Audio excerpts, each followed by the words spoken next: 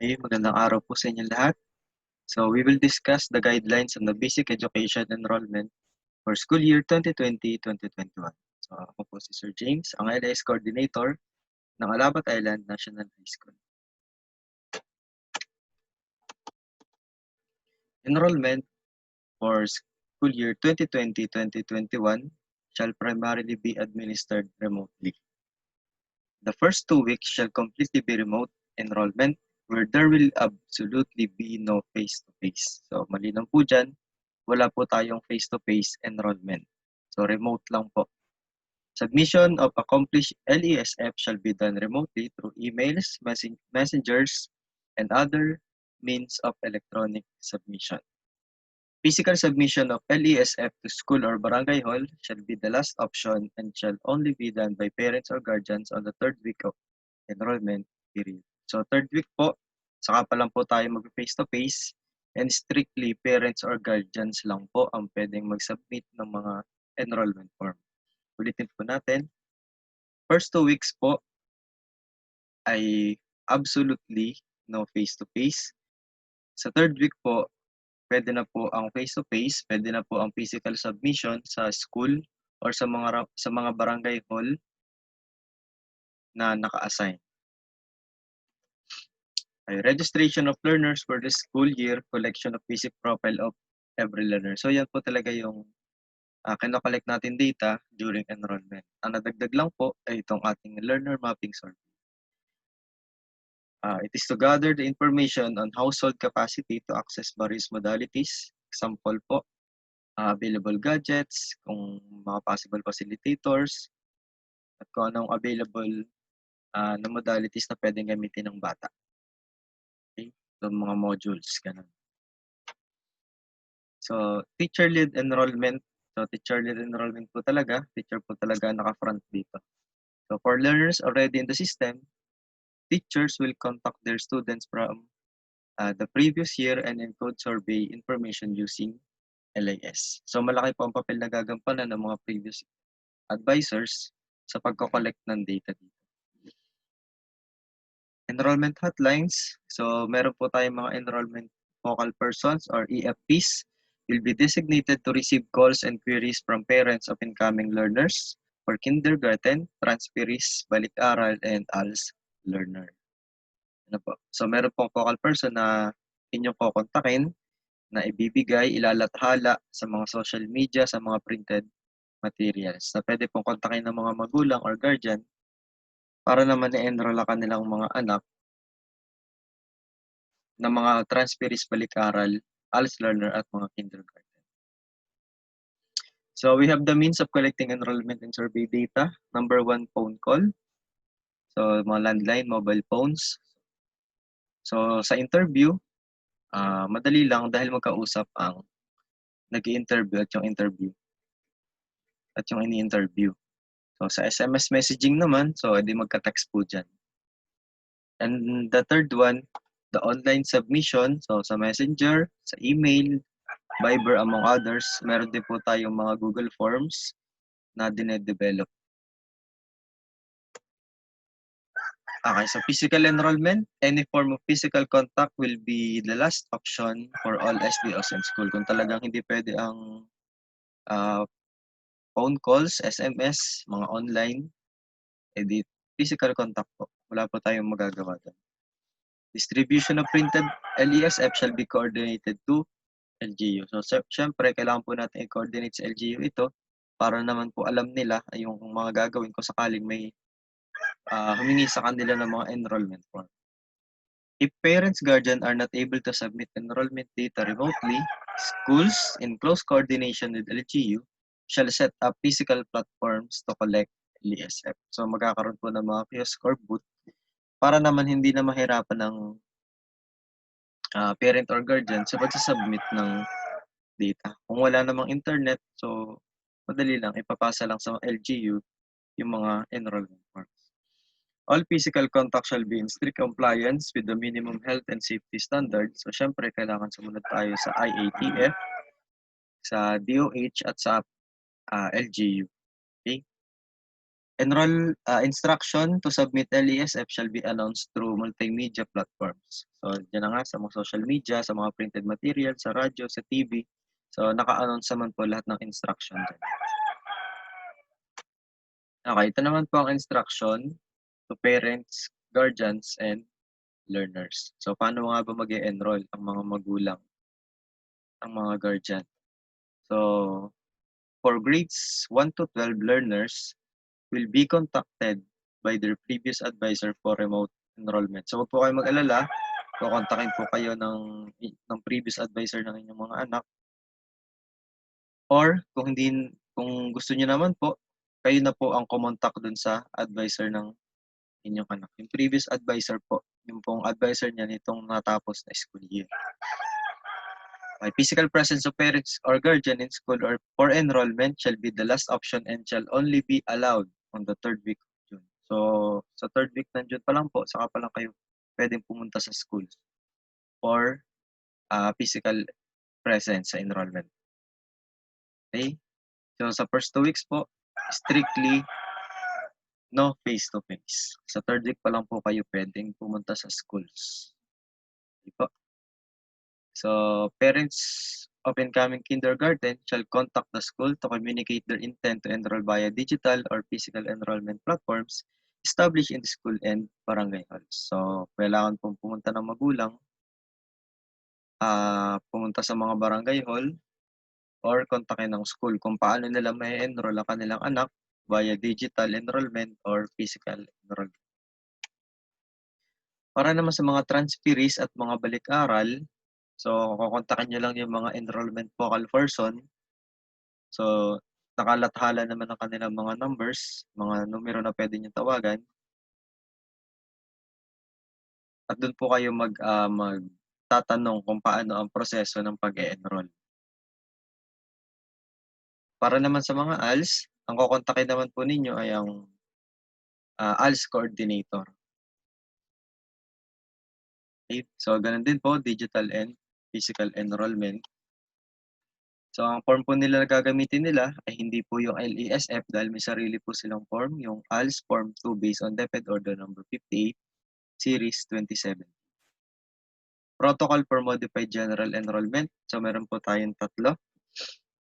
Pre-data collection, and the data retrieval. So, number 1, how do we ensure that enrollment guidelines and enrollment forms are widely disseminated, clearly communicated, and understood? So, designate teachers to facilitate remote enrollment. So, class advisor shall be assigned to facilitate the remote enrollment of learners from their advisory class from the previous school year. So, advisor po talaga nitong nakaraang school year ang magpapacilitate ng remote enrollment ng kanilang mga learners. Sila po yung kokontak sa kanilang mga estudyante para po ma-enroll kung i-enroll ba ito ng kanilang mga magulang or hindi muna. Okay? So, appoint enrollment focal person, teachers without advisory class shall be appointed as enrollment focal persons. School must ensure that each grade level has an appointed EFPs to accommodate kindergarten, transferees, and balik-aral enrollees. ALS teacher shall act as EFPs in order to accommodate ALS enrollees. So, sa mga EFPs naman po, bawat grade level po ay meron yan. Isa sa grade 7, isa sa grade 8, isa sa grade 9, isa sa grade 10, isa sa grade 11, at isa sa grade 12. Plus isang sa ALS.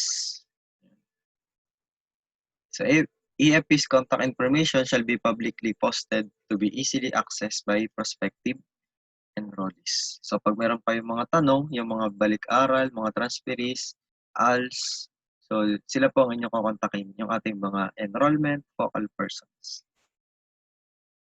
Establish digital and physical enrollment platforms. So, SDOs in schools shall make the LESF available and accessible, either in digital and print format, whichever is the safest way to access it.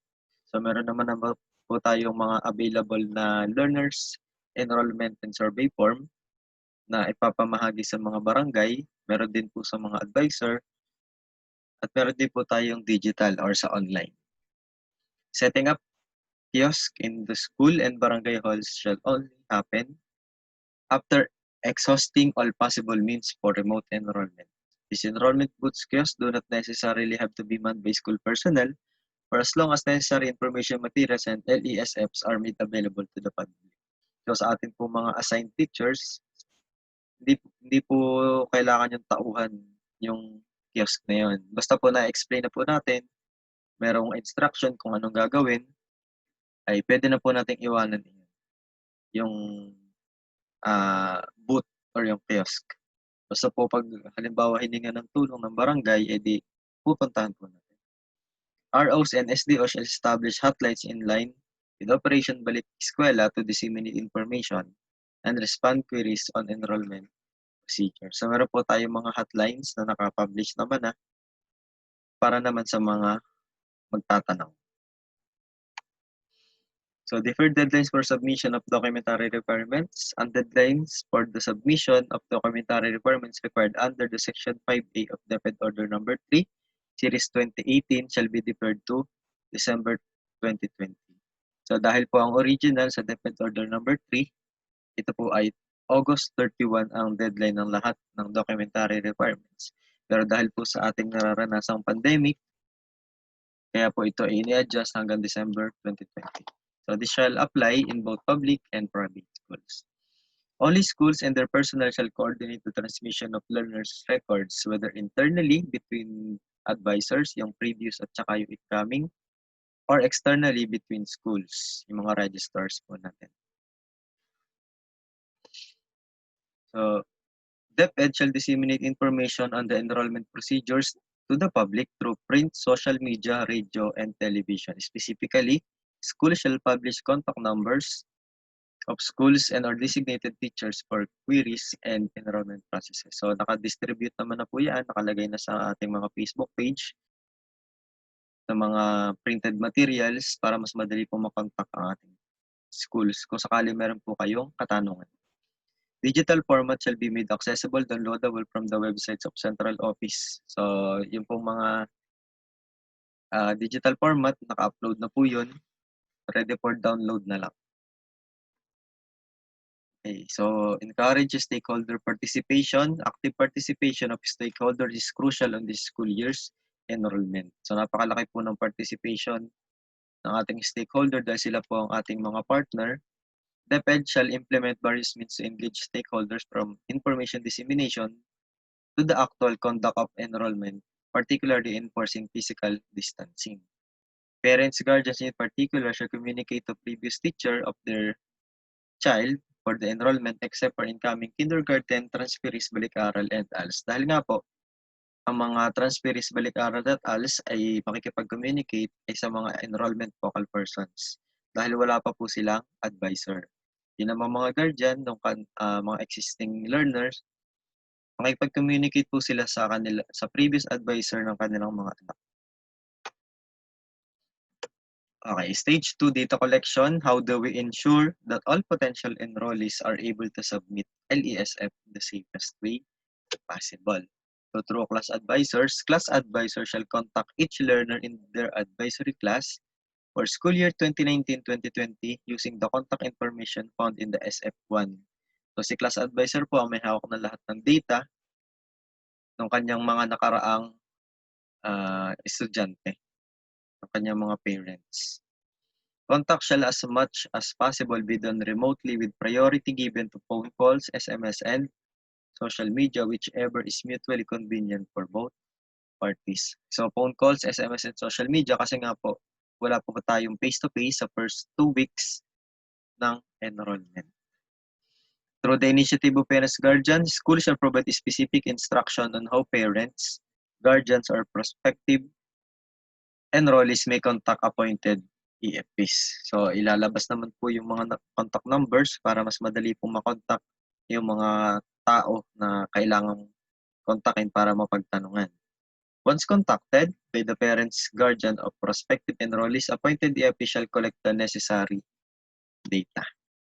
Ayan. So, EFP shall accommodate inquiries and facilitate data collection as remotely as possible, whether via phone call, SMS, and social media, whichever is mutually convenient for both parties. So, yung ulitin ko, through class advisor, siya po mag-i-initiate ng pagtawag, pag-text, pag-chat sa kanilang mga dating estudyante, or through the initiative naman ng parents, sila po yung ko-contact sa advisor. Kasi po sa dami ng estudyante, mga 40 to 50, baka isipin ng magulang nakalimutan yung anak, yun pala ay alphabetical. Ano po? So school shall establish other means of communication such as emails, phone calls, SMS, Facebook, and other messaging platform for those that cannot be contacted by the advisors. So merong mga walang contact number pero meron namang mga Facebook accounts. So ganun. Parents, guardians may send their accomplished LASF through school email address published in their respective advocacy materials and web page. So pwede pong i-send yung mga accomplished sa email, pwede pong sa advisor, pwede pong sa mga focal persons. Ayan. Kung saan po kayo komportable na i-send yung data ng inyong mga anak. Okay. So meron po tayong electronic LASF template. Teachers shall encode their LASF data upon collection of the provided electronic LASF template while waiting for the deployment of LIS encoding module and possible schedules. So, i-encode po ng teacher yung po mga na-collect na data sa ELSF, i-encode po ito sa electronic LASF template. Digital format of the enrollment form and the electronic consolidation template can be accessed through the LAS. So, advisor will use the summary. Sa summary na po yun ng advisor, bibigay sa grade level, bibigay sa school para magkaroon naman ng master list. Grade heads will submit their consolidated GLMS to the school focal persons. Same process, copy pasting is done with the school master file summary. Para magkaroon naman ng master file summary ang school. So for teachers without laptops and internet connectivity, any physical reporting to school to encode LASF data shall strictly adhere to the minimum health and safety standards. So kung wala pong laptop at internet connectivity si advisor, pwede naman po siyang pumunta sa school, sa mga computer laboratory, para mag-encode at ma-submit yung data. If conditions will not allow for physical reporting in school, filled out hard copies of the LASF will be compiled until the LIS opens for encoding. So teachers with existing medical conditions shall be provided with assistance during data collection. For existing learners, following the same process in updating the enrollment status of learner at the end of school year, EOSY updating the enrollment status of learner in the school's registry shall be updated based on their SF9 learner's report card. For this purpose, the previous advisor shall encode collected learner data from the LASF in the LIS. So, previous advisor po talaga yung mag-encode ng data ng kanilang estudyante bago ito ipasa sa kasunod na grade level. So, for incoming kindergarten transferees, balik-aral and ALS naman po, so, ang mag-encode po nito ay yung focal person na designated sa bawat grade level at sa ALS. Ito po ay ipo-forward sa ating SDO sa Planning and Research Unit for consolidation naman. LAS may be scheduled once the system experience congestion. Encoding schedule and instruction shall be posted on the LAS. So kapag daw nagkaroon ng congestion sa pag-encode, so magkakaroon po tayo ng schedule kung sinong mauunang mag-encode. The school head shall ensure that all teachers have the means and support to encode LASF data. School head shall also extend encoding assistance to teachers who have existing medical conditions and are not permitted to live there. So public and private schools shall complete their encoding of LASF data in the LIS or EOSY module no later than July 7, 2020. So yun naman po ang deadline sa pag-encode sa LIS. Okay, stage 3. How do we ensure that LASF data will inform policy and program design and implementation? jurisdiction. So, ayan na po.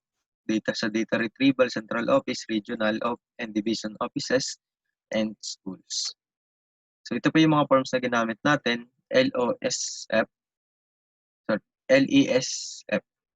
So, it is a tool that we'll use to register learners for the school year and gather information on household capacity to facilitate the administration of various learning modes. So, available devices, possible facilitators, etc. Then, yun naman pong automated version of LESF, tinatawag nating Electronic Learner Enrollment and Survey Form Template. So, dito po i-encode yung mga LESF bago po i-encode sa LIS. Habang hinihintay yung pagbubukas ng LIS. So, ito po yung mga nadagdag. Ito po yung sa survey, household capacity, and access to distance learning. So, yan po yung mga additional data requirements na nadagdag sa ating dating basic education enrollment form. Okay, so sa data privacy, wag po kayong mag-alala dahil sakop po tayo ng data privacy. School shall properly dispose of accomplished printed enrollment and learner survey forms after these are encoded in the LIS. Data Protection Officer shall ensure the department's compliance with the requirements of the Data Privacy Act during the enrollment process. She may issue further guidelines as necessary. So, ang atin naman pong data compliance officers, edi ang mga regional directors, school division superintendents, school heads, sila po yung magiging data compliance officers natin at their respective level of governance and ensure the protection of collected personal information. They may use the result of the survey to plan and develop interventions for their respective jurisdiction consistent with the requirement of the Data Privacy Act. So, lagi po tayo nakadikit sa data privacy. Planning service shall process the result of the survey for policy and program development purposes consistent with the requirements of the Data Privacy Act. Ayan. So, yung pong inyong mga data ng inyong mga anak, yung data po ninyo ay umasa po kayo na safe po iyon. Lagi po yung naka-intact. Hindi po yun mawawala. Okay. So, version of infographics that is ready for printing, TARPs, posters, brochures. Digital version of infographics that can be posted online. So, we have the audiovisual presentation of the enrollment procedures. And so, this material shall accommodate the initiative of the field to modify based on their specific contents, language translation, inclusion of schools' contact details, and etc.